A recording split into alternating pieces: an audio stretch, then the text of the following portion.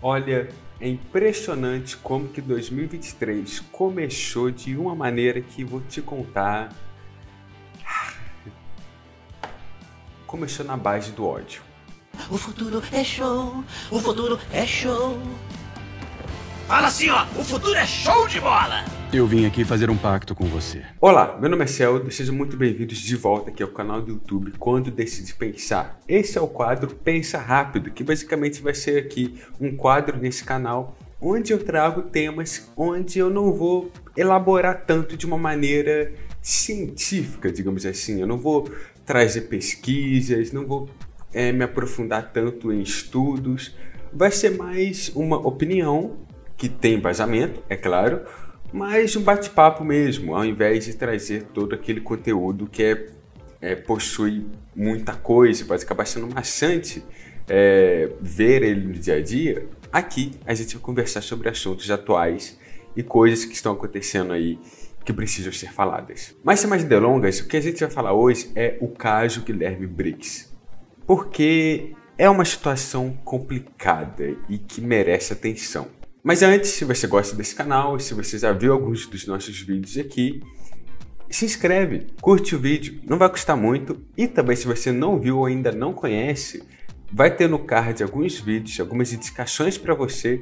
E também depois desse vídeo você pode ir lá conferir as nossas temporadas anteriores do Quando Decide Pensar.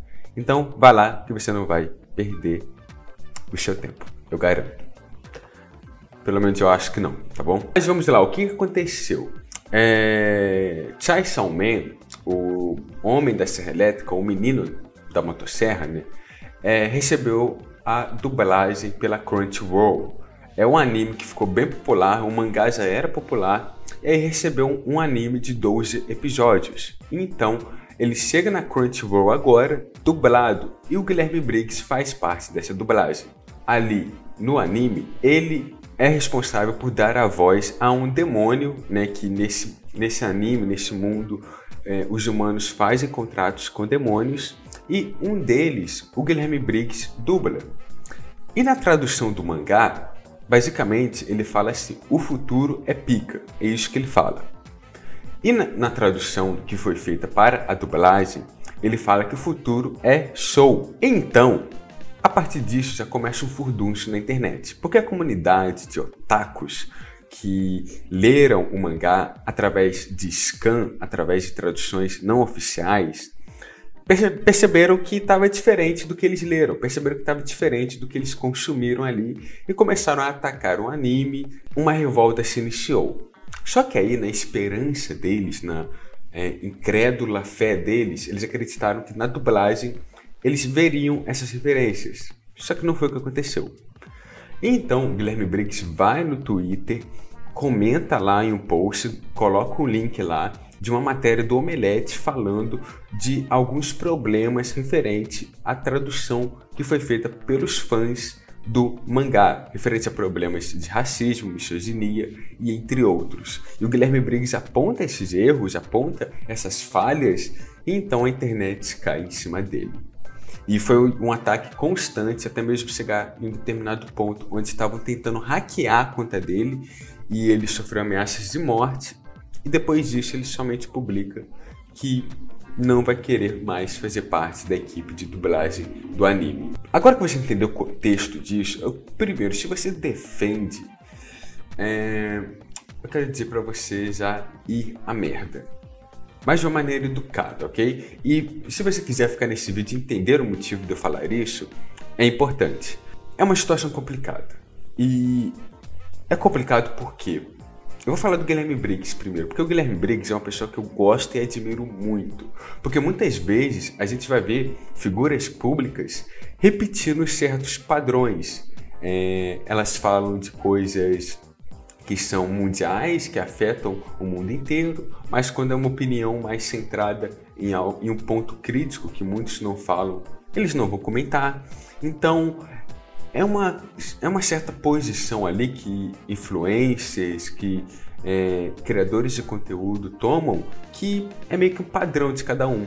Mas o Guilherme Briggs, eu acompanho o conteúdo dele, eu acompanho ele nas redes sociais e ele foge bastante disso. E eu lembro disso porque uma vez ele postou um artigo falando sobre furries, que são aquelas pessoas que gostam de animais antropomórficos, que é tipo Beatstar, que é um mangá onde tem um lobo que é um adolescente, ou até mesmo Isotopia, né? E pessoas que gostam disso sentem uma certa atração disso. E o ponto que ele levantou nesse post foi defendendo, foi apontando certos fatos curiosos sobre e também apontando coisas que não eram muito vistas referentes a essa comunidade. Muitas delas eram certos estereótipos que foram criados e aí ele aponta isso, ele comenta. Ele é um cara que nunca xinga outras pessoas nas redes sociais quando alguém faz um comentário maldoso com ele. Então, ele é uma pessoa diferente, sabe? E eu sei que pode dizer, vai que é uma ilusão, vai que ele tá enganando todo mundo. Ok. Mas, pra mim, pelo que eu sei dele, pelo que eu conheço dele, acompanho dele, é uma pessoa que eu admiro. Isso pode mudar? Pode, mas no momento é o que eu penso. E aí chega essas pessoas e atacam ele. E atacam de uma maneira que, primeiro, é sem controle total, de uma maneira que eles estão cegos. E aqui vai o meu ponto do porquê isso aconteceu. Primeiramente, surge ali uma comunidade infantilizada, de pessoas ali que podem ter os seus 30, 40 anos, mas mesmo assim tem o pensamento infantil, de que ao lerem o mangá, e eu li o mangá por scan também, antes de comprar pela Panini, e eu gostei, só que várias situações ali eu ri, e no mangá original tirava uma boa risada, mas não era a mesma piada.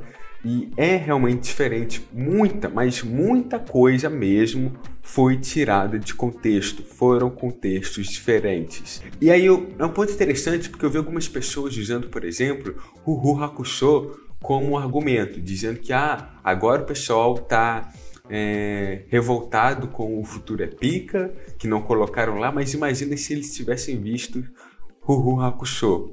Só que em Yu Yu Hakusho, eu falei 3 vezes esse nome e é difícil falar esse nome, é diferente, porque em nenhum momento as piadas que são colocadas ali tiram de contexto a obra. Pelo contrário, adicionam a momentos ali que teria uma piada que às vezes a gente nem entenderia, ou seria uma piada genérica. Então traz um contexto ali, uma brasilidade até, que é interessante. Basta ver isso nos filmes da Disney, né, nas animações da Disney e da Pixar, né, que muitas vezes tem adaptações na dublagem, mas justamente para ser coerente com o país onde está sendo feita aquela tradução. E não retirando o contexto da obra original, pelo contrário, adicionando a ela. Já em Chainsaw Man, a tradução feita por fãs, não foi isso que aconteceu. E todo mundo ficou revoltado. E aí, além disso, mostra algo que eu preciso comentar aqui. Porque a comunidade otaku atualmente sofre com uma maçante parcela de direita e de uma extrema direita. E uma extrema direita reacionária, racista, misógina e entre outros pontos que eu nem preciso falar aqui. E por que isso? Muitas dessas pessoas vieram de outros movimentos. Vieram de pessoas como Kim Kataguiri, né, o candidato aí que foi reeleito, acho que gostava de anime, fazia parte do MBL, que é um movimento reaça também, Olavo de Carvalho e entre outros. E, é claro, outros criadores de conteúdo dentro do próprio YouTube que são reacionários, são de extrema direita e compartilham os mais diferentes tipos de preconceitos. Tanto que basta olhar para essas pessoas e verem como eles usam os animes e mangás atualmente, dizendo que eles foram as obras que não perderam a essência, que foram as obras que se mantêm longe da lacração e longe ali desses ataques políticos, dessas agendas políticas.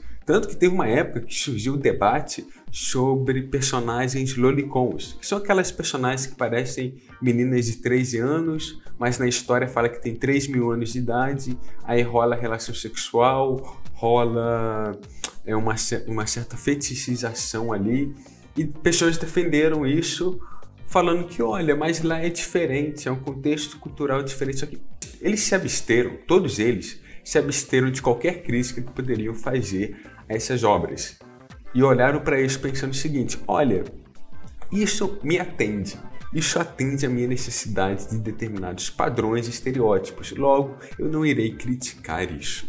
E aí, a partir disso, elas começaram a ter essa percepção, né, de que, não vou criticar isso me atende, isso é algo anti-lacração. E só de falar isso já me dá uma certa raiva, mas enfim. E aí, começou a consolidar essa audiência, esse público otaku, digamos assim, o nerdola atualmente, que se construiu a partir dos mais diferentes tipos de preconceitos, criando ali um grupo reacionário gigantesco. Tanto que em diversas outras obras isso é evidente, sabe? Seja Boku no Hero, seja Bleach, seja próprio Naruto, cara, tudo. Eles estão atualmente em todo lugar. E aí chegamos em Chainsaw Man. Em Chainsaw Man, devido ao fato desse público ter sido consolidado, desse público ter sido quase sodomizado por esses criadores de conteúdo, por essas pessoas que disseminam essa falsa informação de lacração, agenda política, em Chainsaw Man, eles não perceberam o que realmente havia naquela obra. Tanto que, na tradução feita por fãs, há piadas com judeus, há piadas com diversos outros tipos de minorias, retirando, de novo, o sentido da obra. Porque Chainsaw Man é uma obra extremamente crítica. Sim, é uma obra que critica o sistema japonês, o sistema de trabalho japonês. Tem críticas ao próprio capitalismo, críticas à forma como a nossa juventude atual lida com problemas. Então, é uma obra extremamente crítica que visa não somente um entretenimento barato, mas algo um pouco além disso. Tudo bem que permanece sendo uma obra shonen, uma obra que é feita para um público mais jovem. Entretanto, ela não se abstém de contar uma história mais profunda. E muitas pessoas, ao lerem o próprio mangá, não percebem isso. Preferem olhar para uma sodomização, preferem olhar para uma certa tara pelas personagens femininas, preferem olhar para coisas que não são a obra em si. Então, quando o Guilherme Briggs traz à tona esses problemas, eles se sentem atacados, porque é um sentimento quase como se tivesse atacado algo pessoal a eles. Não é somente a obra em si, mas o que eles pensam e o que eles acreditam. Criando então esse efeito manada gigantesco que vai atrás do Guilherme Briggs, prejudica ele, faz ele perder um trabalho, faz ele se desanimar com o próprio trabalho dele, mostrando somente o que são essas pessoas. E se prepara, porque se você acha que já está ruim com otakus reaças, pode piorar. Porque otakus fascistas, neonazis, estão crescendo cada vez mais entre as comunidades, gerando, então, quase que um refúgio desses incels, desses públicos que buscam somente atender às suas demandas de preconceitos, entre outras coisas. E aí essas pessoas, diversas que atacaram Briggs, que criticaram ele, algumas têm postagens defendendo Mussolini, tem postagens defendendo nosso querido, amado e... eu tô zoando, tá? Porque é odiado, somente odiado. Ex-presidente. Então, dá pra ver um determinado nicho sendo criado. E criadores de conteúdo fomentando isso. Até mesmo candidatos políticos utilizando disso como massa de manobra para atrair essas pessoas e votarem nela, mesmo não entendendo que era uma pessoa também de uma extrema direita. Então, percebe todos os problemas, percebe tudo isso que está em volta e a situação que está sendo gerada, que isso não é um problema que se estende só no Briggs, que só aumenta, porque a partir de agora é somente isso que temos, uma visão que só piora. E não foi rápido esse vídeo. Achei que seria, mas a conversa se estendeu. Só que, bem, não vai ser um vídeo com tanta edição, megalomaníaco. Os megalomaníacos com muita edição ainda virão, mas não agora. E é isso. Porque, olha, no final das contas, tudo que eu quero é que otaku, tudo que eu quero